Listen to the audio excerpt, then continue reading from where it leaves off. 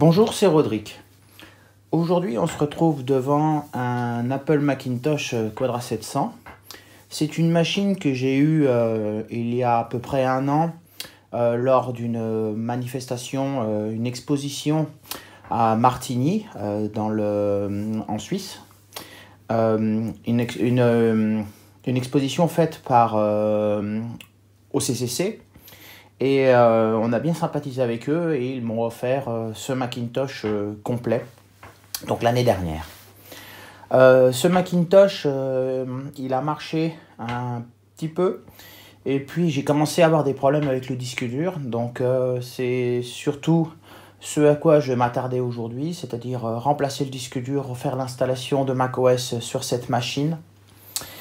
Et je ne fais pas trop la passer au Retro Bright. Bon, l'écran est un petit peu jauni, mais ça va encore. Et puis surtout, ce sont des pièces difficiles à démonter. La machine, elle a été Retro Bright l'année passée, en plein soleil. Ça m'a d'ailleurs valu de perdre les boutons en façade. Elle est très légèrement jaunie, donc ça vaut, je pense, pas le coup d'investir, de faire du Retro Bright dessus. L'autre souci que j'ai sur la machine, c'est que le disque étant défectueux, il boot à peu près une fois sur 10. Je me suis acharné tout à l'heure à démarrer la machine pour démarrer son OS et malheureusement l'alimentation a fumé.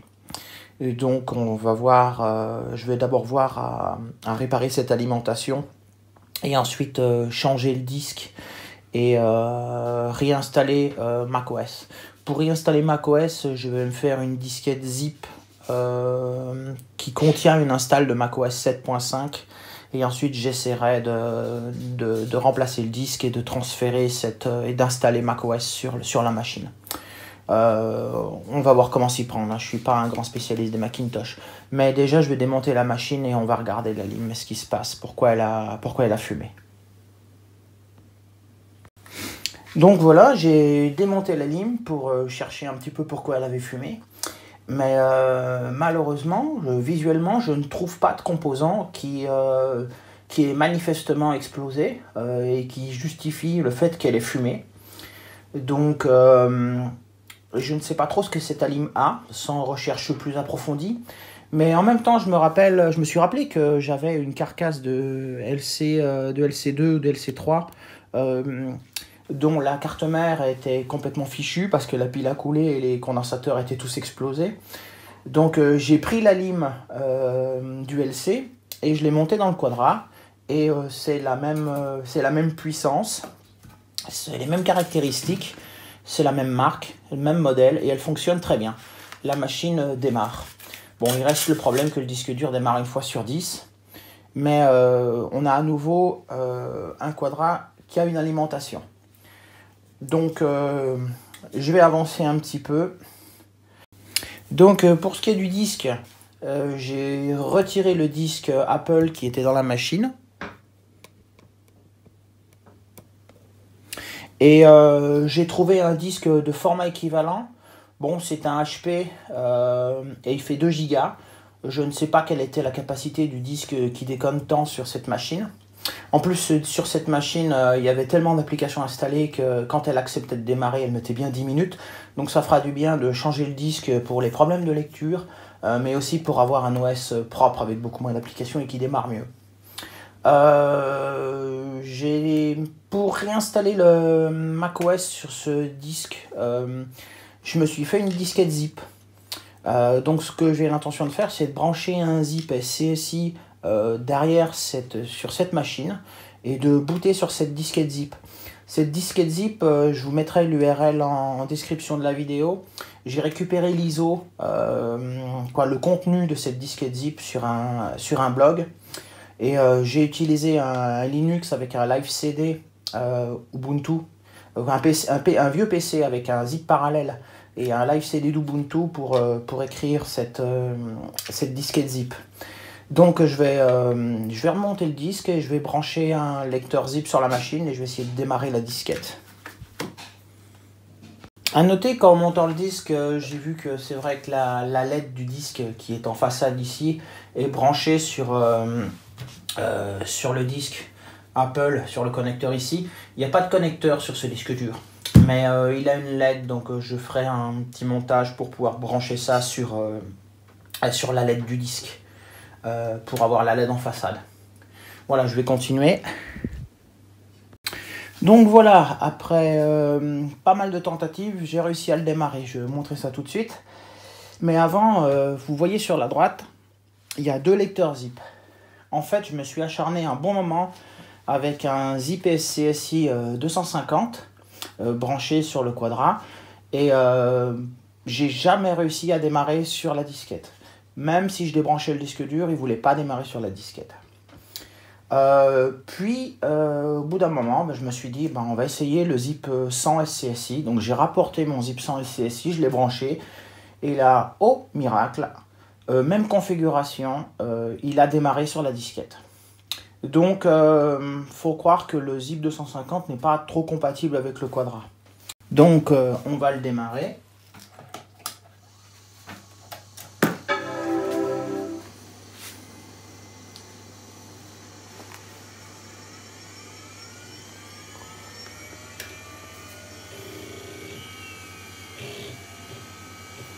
Donc le disque que j'ai mis dans cette machine est formaté, était dans un PC. Donc il est formaté en NTFS, donc forcément il ne peut pas le lire. Donc là on n'a pas de souci, il prend le premier périphérique qui répond et c'est le lecteur zip.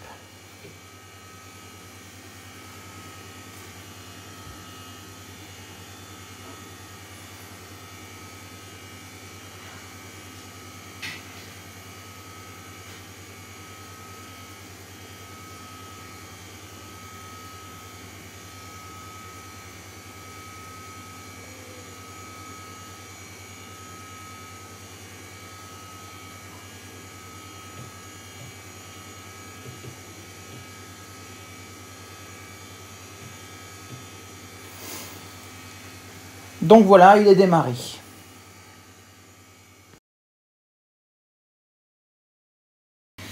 Donc je démarre, donc c'est ma disquette zip et j'ai dans le disque utility, on va lancer ça et on va initialiser notre disque dur.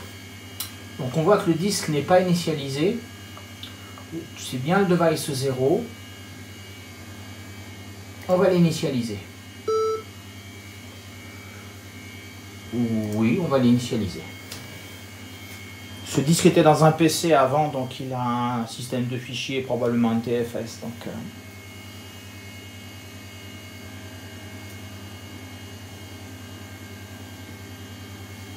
Formatting in progress.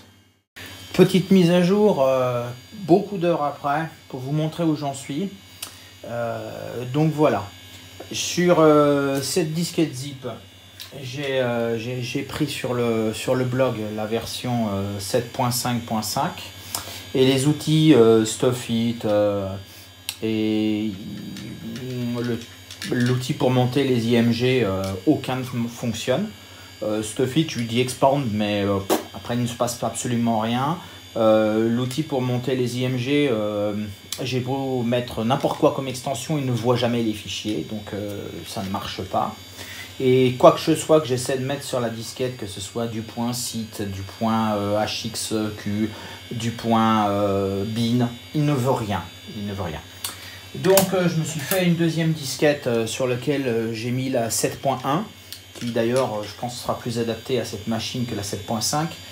Mais c'est exactement la même chose. Les outils qui sont dessus, je ne peux rien en faire. Donc j'arrive pas, c'est sûr donc que je suis pas assez bon avec ces logiciels de Mac, mais je m'en sors pas.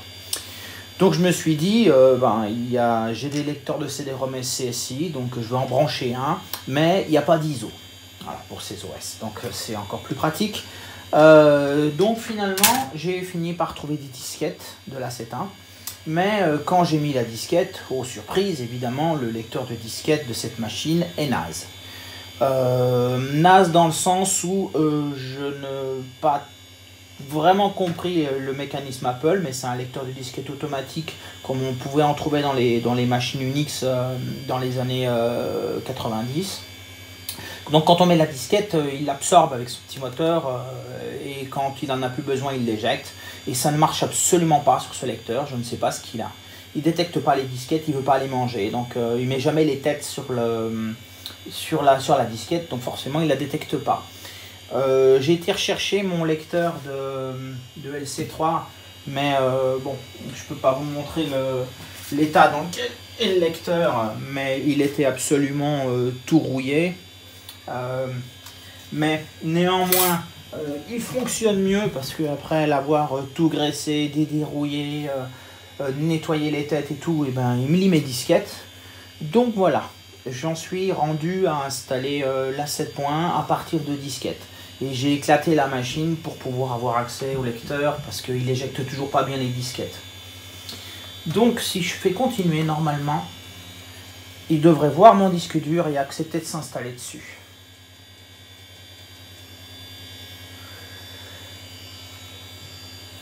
Si je choisis lecteur,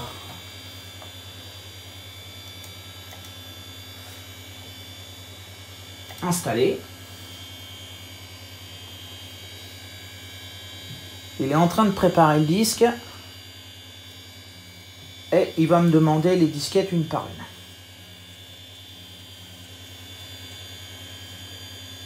Pour l'instant, je n'ai écrit que la disquette d'install 1, donc il faudra que j'écrive toutes les autres disquettes à la suite. Mais à l'ancienne, voilà, pour installer un macOS 7.1 sur ce bon vieux Quadra qui finalement avait beaucoup plus de problèmes que je pensais. Puisque disque dur défectueux, lecteur de disquette ne marchant plus, Alim qui a grillé. Je croise les doigts pour qu'il n'y ait rien d'autre qui n'aille pas. Elle a 12 mégas de RAM, je pense que ça suffit pour ce genre de machine, mais sinon je pourrais envisager de l'upgrader, j'ai plein de barrettes. Voilà, donc je vais continuer l'installation avec mettre les disquettes une par une. Et on retrouvera à la fin macOS enfin installé sur ce disque dur. Voilà, on se retrouve une nouvelle fois pas mal de temps plus tard. Donc c'est après beaucoup de batailles, beaucoup de disquettes que voilà, j'y suis arrivé avec ce lecteur qui fonctionne à peu près. J'ai mon macOS 7.1 d'installer sur mon Quadra 700, voilà. Et j'ai pu faire la disquette de Stuffit Expander et l'installer avec le lecteur de disquette et il fonctionne.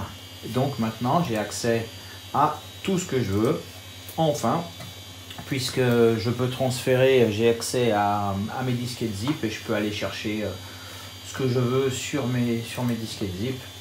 Et, notamment je peux monter une image et installer un logiciel. Donc voilà, j'ai mon système 7.1 qui est parti. On va le redémarrer pour regarder quelque chose que j'ai réinstallé de la même manière que quand j'ai eu la machine, si ça fonctionne.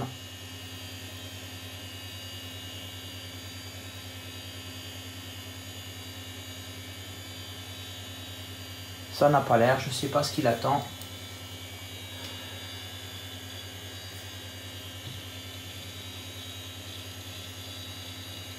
Eh, y'a que moi qui bosse ici. Salut bonhomme. Eh oh, du calme, y'a des enfants qui regardent.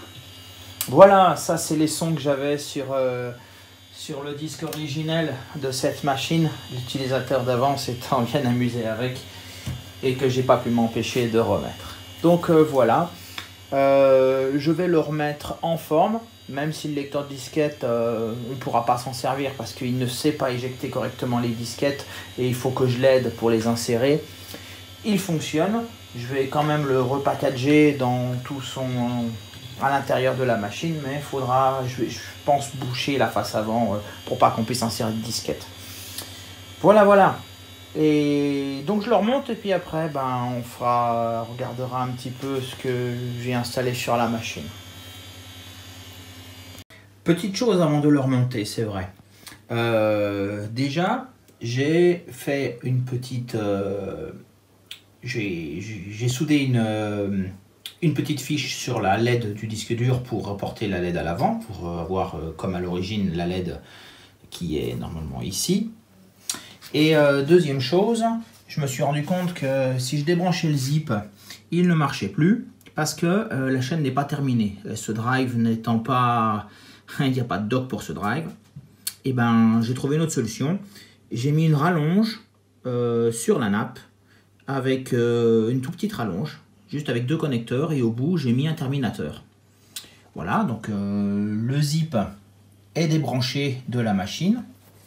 Et si je la démarre, on va pouvoir voir que les LED fonctionnent. Si je trouve le bouton de marche.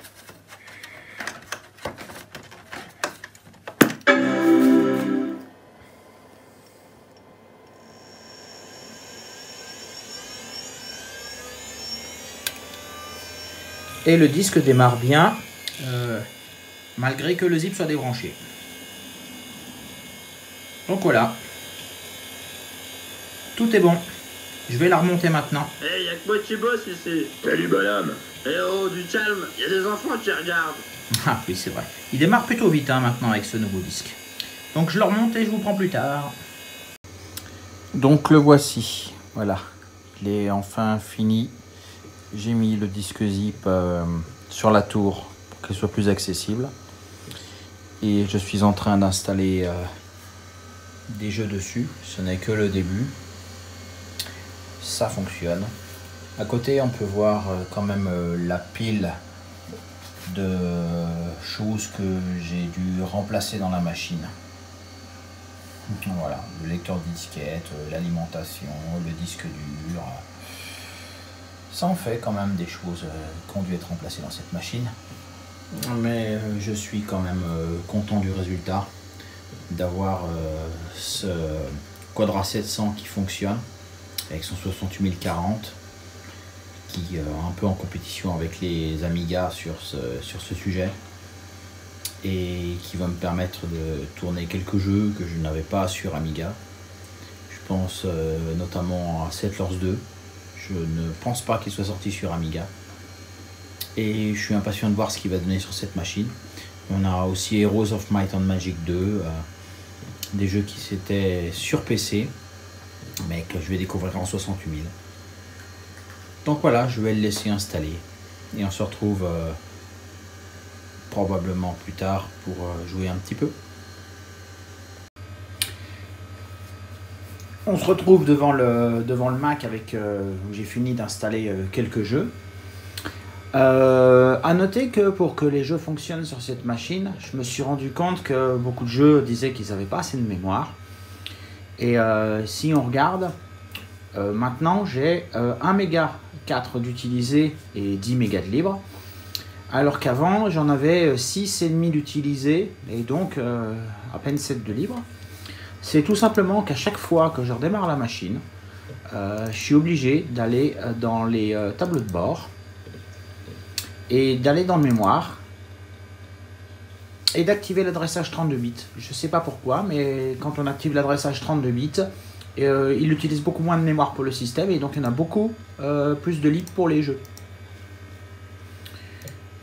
Donc dans les jeux que j'ai installés, je me suis installé Civilization parce que c'est toujours amusant. C'est un jeu qui n'a pas besoin d'un 68040 mais qui est toujours plaisant à jouer.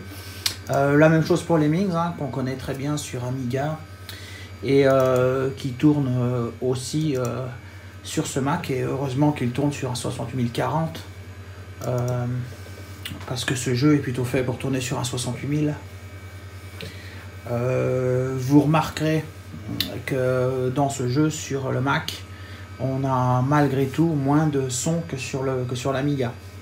Par exemple ici, on n'a pas de musique, on n'a pas le Let's Go quand on clique sur le bouton, on n'a pas de musique sur cet écran là, et la musique n'arrive qu'à partir du moment où on est en jeu. Voilà, où on voit que le Lemmings, c'est le même qu'on peut trouver sur d'autres plateformes.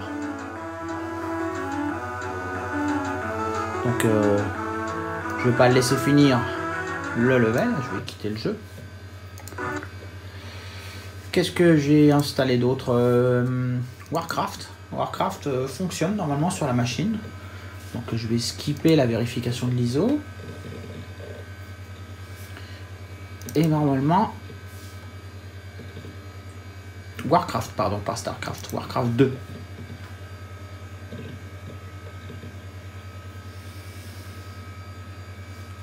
Ouais.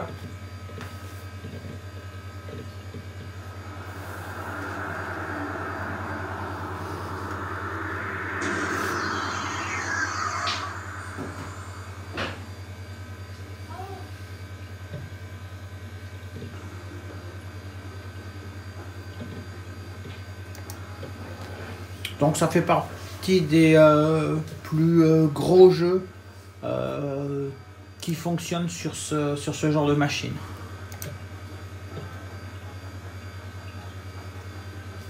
On va prendre une campagne comme ça.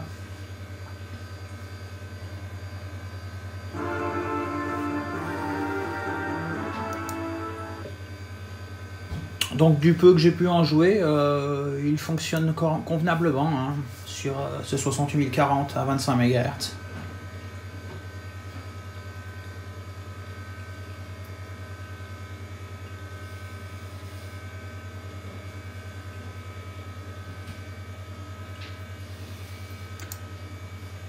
Donc voilà. Lord. What is it? Non. Hello. Oui. Okay. Voilà. Your orders? Yes, my lord. Non, bon. Voilà, je me souviens plus très bien comment il fonctionne, mais en tout cas, il marche sur cette machine.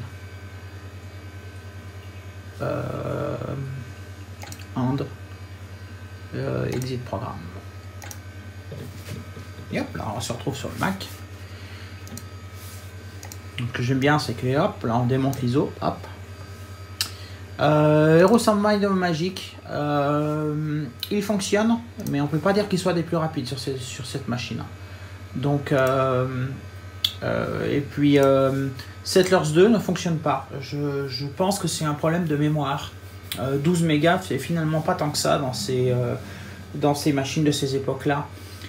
Surtout si on veut tourner des jeux qui sont limites pour la machine. Mais cette machine, comme elle est extensible à 68 mégas, eh bien, je vais tout simplement la passer à 68 mégas de mémoire dès que j'ai reçu les pièces. Sachant que j'ai pas besoin d'upgrader la mémoire graphique, elle est déjà à fond avec 2 mégas de mémoire graphique. Ce que je vais aussi faire sur cette machine, je vais pas m'avouer vaincu par le lecteur de disquette. Donc j'ai mis un vieux lecteur que j'ai récupéré dans une machine toute rouillée. Donc le lecteur est rouillé également, mais fonctionnel, à peu près fonctionnel dans la machine. Il n'éjecte pas les disquettes, mais son lecteur d'origine est quand même en meilleur état. Donc je vais essayer ce que je vais faire, c'est que je vais essayer de le restaurer, de le faire refonctionner. Petit détail, hein, il y a un problème avec le moteur d'entraînement, mais il y a aussi un problème mécanique quelque part. Il y a une pièce de tordu, les disquettes, si on arrive à les insérer, on ne peut pas les ressortir et vice versa. Il y a vraiment un problème qui est plus profond que le moteur d'entraînement, donc on verra ça dans une prochaine fois. Voilà, n'hésitez pas à laisser des commentaires sous cette vidéo. Et moi je vais vous dire à la semaine prochaine. On est toujours en confinement, donc restez bien chez vous. Et prenez soin de vous et prenez soin de votre entourage.